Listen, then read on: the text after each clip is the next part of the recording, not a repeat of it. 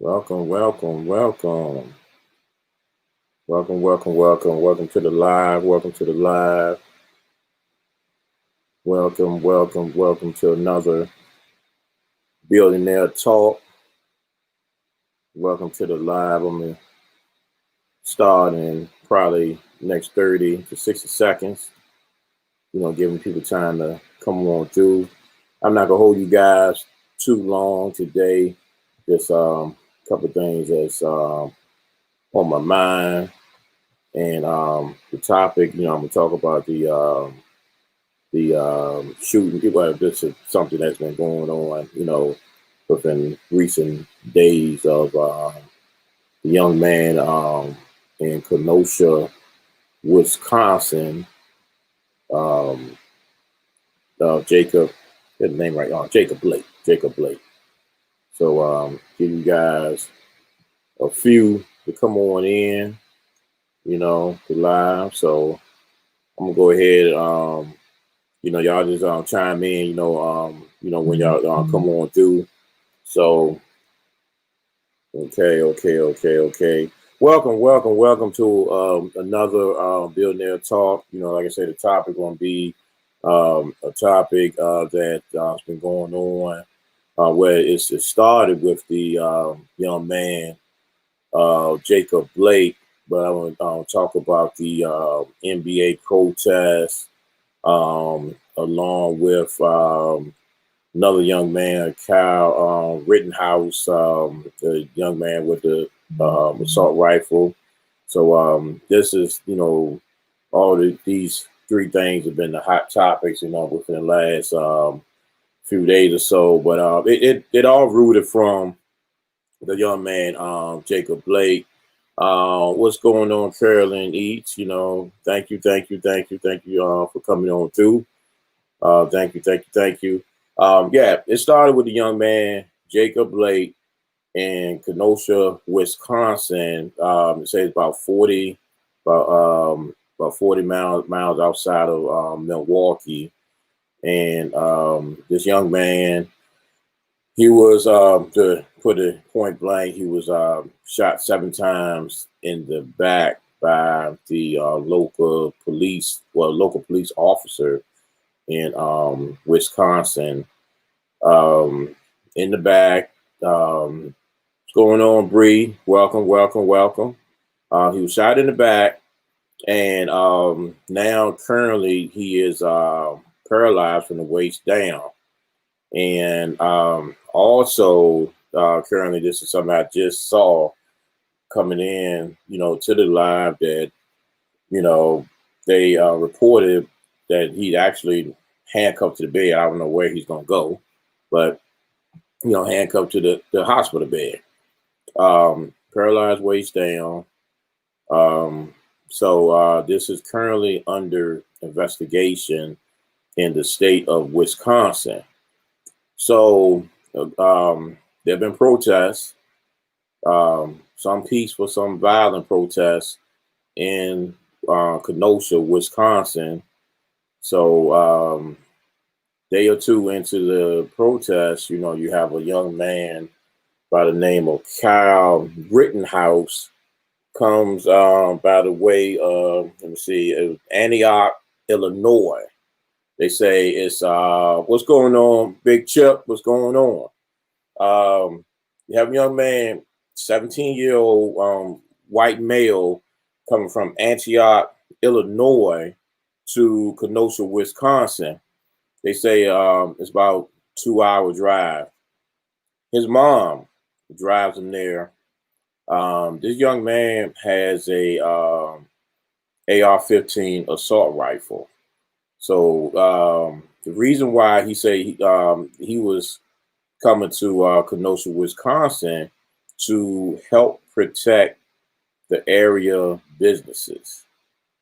Okay, this is what he says, and this is a young man who's 17 years old.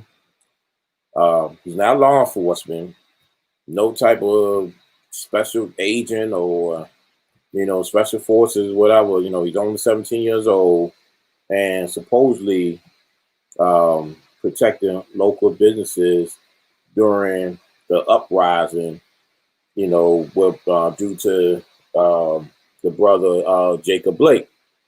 So while he's doing that, supposedly protecting the businesses, this young man shoots three people. Shoots three people, killed two. The remaining one lost an arm, which with a AR-15, if you're familiar with the AR-15 assault rifle, it easily blow limbs off. I mean, it's for killing. Yeah, that's all it's for. So not only this young man, Mr. Rittenhouse, does this, he actually walking. You got video. He walking down the street with the rifle, passing by police. Wasn't apprehended at the time. So that is a big, huge issue, with that. And so fast forward a little bit from what was reported, this young man wasn't even arrested until he got home. He went back home. I guess, went back to bed and everything, after he, shot a couple people. And, and that was it. So, again, the two, and let's keep in mind, the two people that he shot, they were actually white. They were actually white. That's not part of the issue. The big issue is that this young man was, for one, this to me is premeditated. For him to come drive or ride all that way, just to me have the intent to shoot a couple people. It has been reports, so let me get this straight. Everything is alleged, and it got to come out. And some people say, they was pointed at him. We don't know all the details yet. That's not the issue. The issue is this young man walked by police with assault rifles, the whole nine. And reason why, this whole thing was there, the whole protest was going on because you had an unarmed black man that was shot 7 times just because he won't following simple directives. And if you guys see the video of Jacob Blake, he was allowed to go on the other side of the car. You had several officers there. And the officer that allegedly shot him was holding on to his T-shirt, shooting him in the back, bam, bam, bam, bam, bam, as he going into the car. They say they found a knife in the car, that was in the car. But the most important, grueling part of that story was the man kids was in the back of the car. He had several young kids in the back of the car. So, you actually should see your dad get shot up by the police. So definitely a traumatic experience for his kids. So you got Mr. Blake and you got Mr. Rittenhouse. Two situations that was handled totally different. So you mean to tell me that, this is the problem that's what's going on. You telling me that this black man, his skin was more threatening, unarmed, was more threatening than this white young man with an assault rifle in his hand. Because that's what was presented. Because now you got this man who was shot up 7 times, like he was so much of a threat before he could even get into the car. And say this so happened, say if he was going for a weapon, he didn't even get that far. And why shooting him? Again, if you guys see the video, you see that it was several officers. They could have put hands on him. Yes, he wasn't following directives, and that's why I've been hearing is okay, well, he wasn't following directives. So is that an excuse to shoot the guy 7 times in the back? I don't think so. He was no threat at the time. No weapon in his hand. So where was the threat? for this guy now paralyzed for the rest of his life from the waist down, won't be able to walk again because of somebody felt that he needed to be shot 7 times in the back because he wasn't following directives from the police. So, flip side again, you got Mr. Rittenhouse, Kyle Rittenhouse, 17 years old, has an assault rifle. You know, the video's going around, had the assault rifle in his hand. Just finished shooting a couple of people. You know, walked by the police. You know, like, you know, nothing. You know, it's okay. You know, he good. You know, so what Chip talking about? You said you give a bitch a badge, the bitch will come out. Yeah, and you know, unfortunately, you know that's what you got with a lot of law enforcement. You know, we need law enforcement, but you know, you got a lot of people who have some issues. You know, and this is the thing. This is why you have the uprising going on across the country. You know, so again, so let's fast forward to the NBA. So the NBA, you know, has started, you know, a few weeks back, and you know they playing the playoff games. So you know they doing a big thing with Black Lives Matter. With you know you see it all on the basketball court, the jerseys, and you know all this type of stuff. With a lot of people that's unfortunately lost their lives. You know, anywhere from Breonna Taylor to George Floyd, you name it. And it's so sad. It is so many. It is really so many going on and on. So you know, they've been doing a big movement with it, and they decided. Well, it started with the Milwaukee Bucks.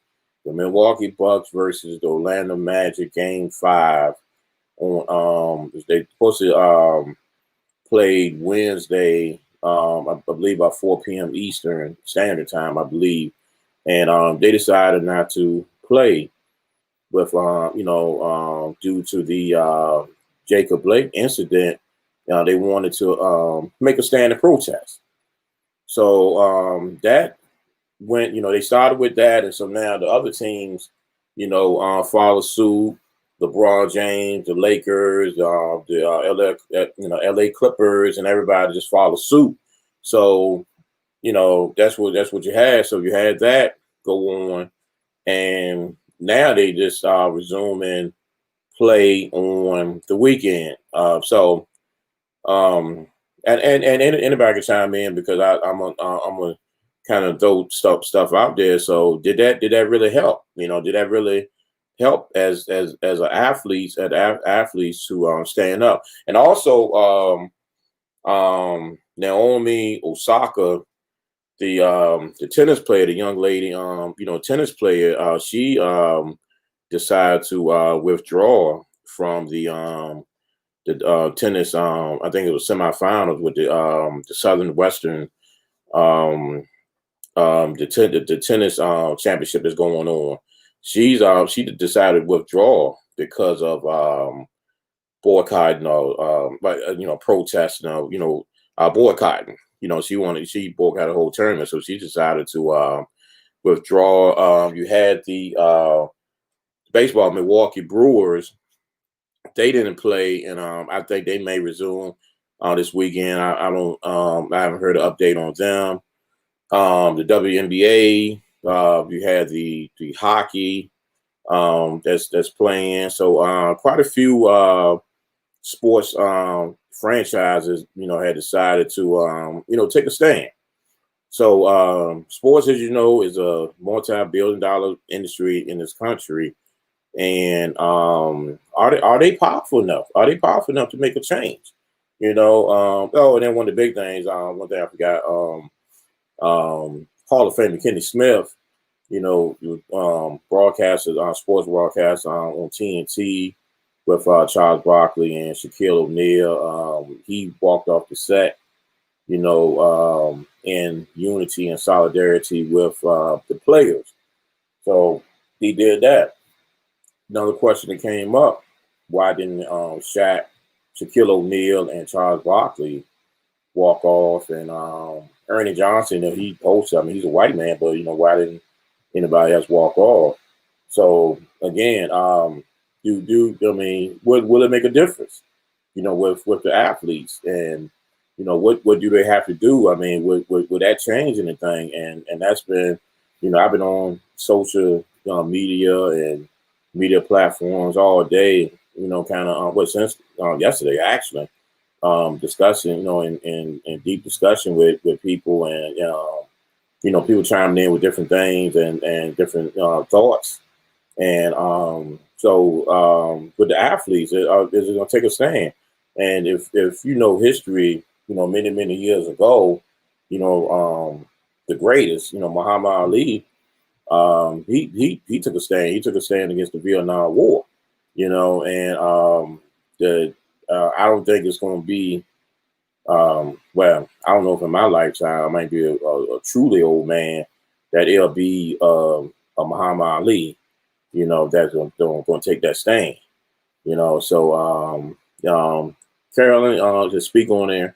Okay, I'm trying to speak on it. I'm trying to speak on it, but Muhammad Ali, he took a stand at the height of his career, heavyweight champ, the whole nine. Not only did he change his name, he took a stand against the Vietnam War, and while they would try to draft him into the war. And his thing was, well, his stance was on religious, his religious belief as far as killing, and also he had the issue of going over there to fight, the Vietnam people, when I'm fighting for a country that don't even love me. And that's another statement that's been going around too. LA Clippers coach, Hall of Famer Doc Rivers, his quote been going around. It's like, he don't understand why that we loving a country that don't love us. That's deep. That's deep. That is truly deep. And I've had several of these, lives that I talk about, the past stuff with the Black Wall Street and, different things like that, and how, how great we were, how great we've been in this country. And it's crazy when you see this stuff, because I mean, we go about our lives, and ever since, I mean, we was brought to this country. I mean, we were stolen from our homeland, our ancestors. We were stolen. We was over in Africa, and chilling, having a good old life over there, and we were sold out by some of our own people, and we were stolen, put on the ship, to go to different places, the West Indies and the Bahamas, and and these United States. So our ancestors didn't ask to come here. It wasn't like we was like, oh, let's go to this land, So we got here, we in slavery for hundreds of years, and then we get out of slavery, and ever since then, ever since we stepped foot in this country, we haven't harmed nobody. We haven't gone after nobody. Hey, it was good, Jazz and Nicole. Thanks for joining. Thanks for joining. Yeah, I mean, we still to this day, have been going about our way. We haven't put together groups to harm other groups, and all of this. So still, from the time we set foot on this land, hundreds of years ago, against our will, all the way to now, August 2020, we you have not yet seen, a whole group of black folks just wanted to harm, white folks or anybody, and we've been trying our best to live, peacefully, take care of our family and loved ones. But we have been discriminated. We've been, brutalized and tortured, murdered, the whole nine, and we still here. So going back to Doc Rivers' statement, it's like, hey, we we trying to love a country that ain't loving us. They ain't loving us. What's going on? The essence of a song. Yo, thank you, thank you, thank you for coming through. Thank you, thank you, thank you for coming through. So again, talking about Muhammad Ali, you had people like Richmond, Virginia native Arthur Ashe, was a tremendous tennis player, but also a tremendous humanitarian, worldwide, same as Muhammad Ali. Those are just great historical figures, with the on the humanitarian side.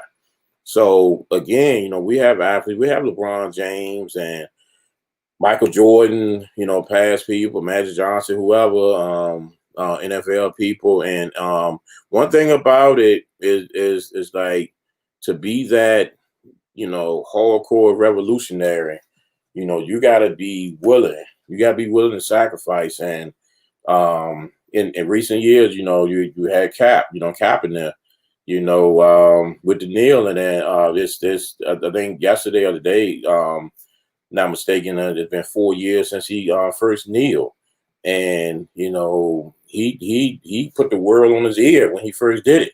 And like, what are you doing? What are you doing? Everything okay? What are you doing? We good. We everybody eating. We good. Nah, we not. Everybody not. And that's what he was trying to say. When he was kneeling, about the same thing that just exploded now in this land that we in, with the social justice and the police brutality. It's always been there, but it's blowing up. It's on camera.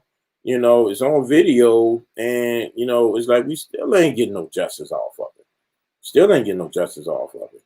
The officer, they just released the guy name who shot the young man Jacob Blake in the back. They just released his name within the last 24 hours. Release his name. I don't know why he's not in a jail cell now.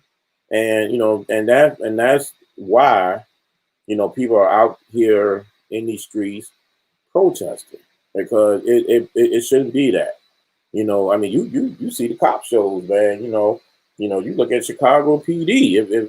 If they doing something, shoot up somebody that's questionable, the first thing they do is taking their gun in their badge. All cop shows do that. But apparently, when you got these, white cops or whatever shoot, these unarmed black people, that's not the case. You get to, carry on, and into the pressure, into the pressure, we had recent stuff. I mean, you're talking about George Floyd, you talking about Ahmaud Arbery, the Ahmaud Arbery, it took months. But it took months before the video even came out. They same thing. You got these, knucklehead militia people, whoever racist, pretty much what they are. They want to make a so-called citizen arrest in their own neighborhood. Shooting a brother. I mean, it's sad. And but this is what we're dealing with. This is what we're dealing with. So so again, the protests with the NBA and our athletes, is it helping? Is it going to help? Are people paying attention? Are the right people paying attention? Because at the end of the day, this is a capitalistic society, and it boils down to money. And the thing that has been effective with gaining rights and justice since we've been here, the thing has been effective is when you mess with the money. When you mess with the money, when you disturb the money. This has been going on one of the greatest economic I guess, push and stops, was the Montgomery bus boycott back in the civil rights movement. When they messed with the money, when they what they did, they stopped riding the bus. They I think it lasted probably roughly like a year, if I'm not mistaken. And they carpooled, and and they was unified, and they walked. So it was one of them things like that was important. That was important to be treated with respect because back then, black folks had to ride in the back of the bus, and that was the law. You could ride closer up, but if a white person come on the bus, you had to get up, move, no matter how tired you was, no matter if you didn't want to or whatever. That's what you had to do. And certain places, certain department stores or restaurants, the water fountains, all of that. So it go back again, going back to Doc Rivers quote. We trying to love a country, we trying to fit into a country that ain't as a whole giving it back to us. There's a lot of great things, with this country that's going on, but there's a lot of bull that's going on too. That we gotta, just some gotta change. I'm actually looking at, they have the Republican National Convention going on now. I don't get into the politics, Democrat and Republican, and who's right, who's wrong, and all of that type stuff. And because I don't conform to either party, but just looking at that, you got I'm just having to just to look at it because I like to hear both sides on politics, and you got some of these people, if you talk to them, you go like, wow, this is like the greatest thing, since sliced bread where we at, and then you got all the cities with so much unrest, and it's like nobody talking about it. No, they just kind of dancing over it, and then they pulled a couple black men, one notably the attorney general in Kentucky, the one that's been pressured to do something with the killers with Miss Breonna Taylor. He on there, and you talking about old school Herschel Walker. They pulled him out of somewhere, and they pulled all these brothers out there just to say that Donald Trump is not a racist. And I'm not getting into that either and stuff because you vote for who you support, who you support. And I don't again, I don't conform to any party lines and all that type of stuff. With none of that. So I don't, I'm not holding the Democratic banner or the Republican banner, none of that, because I don't support any of the party lines, and it's like blind faith with that stuff. But anyway, you have to, as a president, as a leader, you got to take note of what's going on, and I'm on the health end and the unrest and everything. So I go back again, with my questions of so are the athletes powerful enough these days to make a change, and are they willing to make a change, and the thing about with them making that change is like you have to sacrifice a lot. Going back to Muhammad Ali, and even like Arthur Ashe, Muhammad Ali sacrificed years of really not making no money, like a few years not making no money, because they try to well, they did strip him. They strip him of his title, his heavyweight champion, and and even stripped his like boxing license, that he couldn't box, and stripped his passport, so he couldn't even go overseas to earn a living. So they try to break him down, because he was standing up, for what he believed in, and again, very very special human being, because he did that. He came back. He had a career. After that, he lost some years, and if with any sport, if you're on the top of your game, if you're not performing, for 2-3 years, anybody lose something. anybody lose something, as far as an athlete. So, but that's what he did. But he was able to recapture some of his career. Had good fights with George Foreman, and he won the belt again, and all this type of stuff. But his greatest asset was he ended up, before he transitioned on, was one of the probably the best humanitarians out there in the whole world. Him and Arthur Ashe and stuff. So again, when you want the LeBron James of today, and Shaq, Kenny Smith, or whoever, you want them to lead. It's those are things you have to look at. Those are things you got to look at. Look at your history and stuff, and look at what these guys had to sacrifice, because it's not going to be easy. It's bigger than a hashtag, a Breonna Taylor hashtag, or a Black Lives Matter hashtag. And even protesting is bigger than that. These guys now corporations. With deals out their ass. They have multiple corporations behind them, and endorsements. So a lot of times you're gonna have to walk away from that. Almost all the time you have to walk away from that. So and I was talking to somebody about this yesterday, I believe, and when you're talking about Shaquille O'Neal has. I mean, this is a guy who I think believe had about 100 franchises, and the man, selling ice and hot, and Papa John's pizza, Domino's, whoever, Papa John's, insurance, the general. I mean, that man everywhere. That man everywhere. So I mean, again, so it's almost like you asking that man to walk away from all of that just to fight the fight.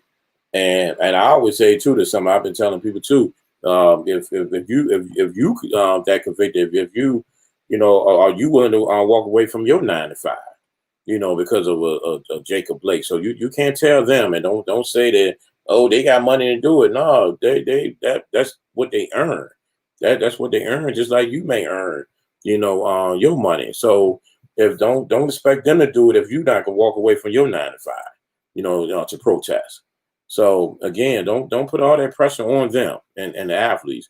I think if everybody just do their part, we can make a change. But one thing that's I believe that we need to do, we need to get into this legal system, and with the civil rights, you had people. You had the third good marshals, and the Oliver Hill, Richmond native. They was in the courtrooms. We need to have some